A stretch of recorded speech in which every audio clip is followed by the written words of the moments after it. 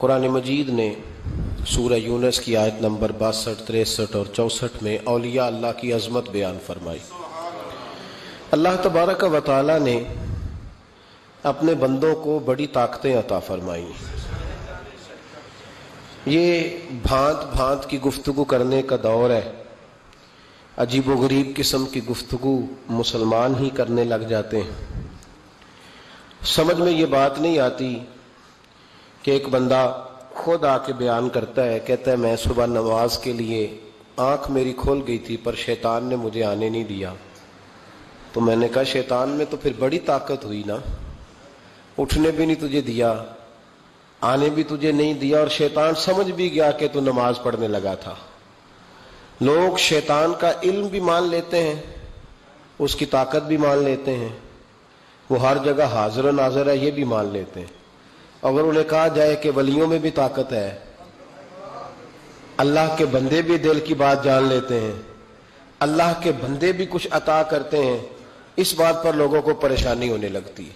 میرے رسول پاک علیہ السلام کے غلاموں یاد رکھو، رب کریم نے اگر اپنے دشمن کو اتنی طاقت دی ہے کہ وہ جسم میں خون کی طرح دوڑ سکتا ہے، دل پہ قبضہ جما سکتا ہے، ہر جگہ پہنچ سکتا ہے، لوگوں کو گمراہ کر سکتا ہے، تو پھر اس نے اپنے دوستوں کو بھی بڑی ہی طاقت عطا فرمائی۔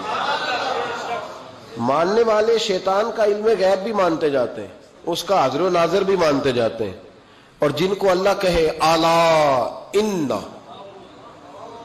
خالی اللہ کہہ دیا جائے بات پھر بھی ٹھیک ہے، خبردار اللہ کے ولیوں کو کوئی خوف نہیں کوئی غم نہیں، اور خالی انا کہہ دیا جائے تو بات پھر بھی مکمل ہے۔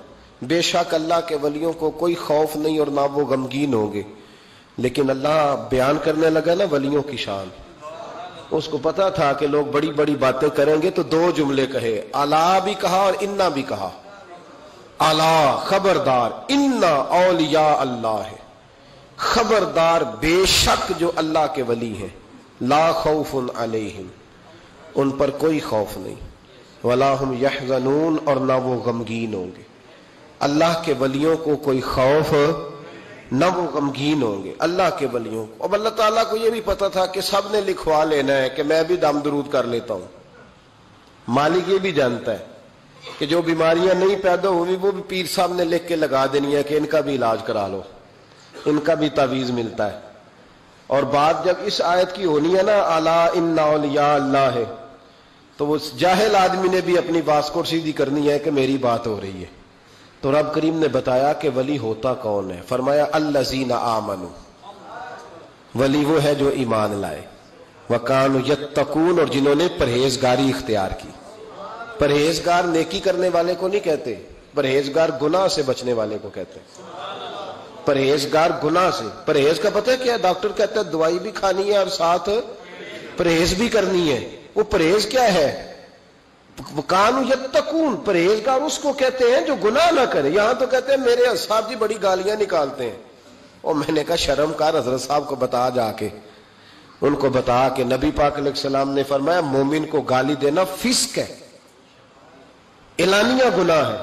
تیرا مرشد اعلانیہ گناہ کر رہا ہے اور تو فخر سے بتا رہا ہے، یہ شرم والی بات ہے۔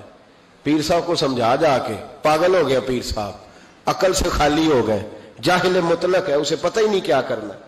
اب تو لوگوں نے کرامت کا عجیب و غریب حال کر دیا نا۔ میرے حضرت صاحب نے 1 سال ہو گیا کرتا نہیں پہنا۔ میں نے کہا نبی پاک تو بڑا لمبا کرتا پہنتے تھے، حضور جب بیٹھتے تھے تو آپ کی مبارک وجود اس کرتے کے اندر سارا سمٹ جاتا تھا، سرکار سمیٹ لیتے تھے، تو حضور تو لمبا کرتا پہنے، تیرے پیر نے 6 سال ہو گئے نہیں پہنا۔ اس کو سمجھا کہ کرتا پہننا حضور کی سنت ہے، یہ نبی پاک کا طریقہ ہے، اور اگر مجذوب ہونا ہے تو صحیح کر کے ہو۔ پھر روٹی وہ زمین پہ کھاتا ہے، نماز عرش پہ پڑھتا ہے، نوٹوں کا اسے پتا ہے 100 والا کون سا ہے اور 1000 والا کون سا ہے، اور جب نماز کی باری آتی ہے تو مجذوب ہو جاتا ہے۔ تو یہ دھوکہ دہی ہے، اس کا اسلام سے کوئی تعلق ہے، آپ دھوکے کا شکار نہ ہو۔ الذین آمنوا وکانوا یتقون، جو ایمان لائے اور جنہوں نے تقوی اختیار کیا وہ اللہ کے ولی ہیں، جو ایمان لائے۔ تو یا اللہ پھر انہیں ملے گا کیا؟ فرمایا لہم البشریٰ فی الحیات الدنیا، ان کے لیے خوشخبری ہے دنیا کی زندگی میں، وفی الآخرہ، اور آخرت کی زندگی میں۔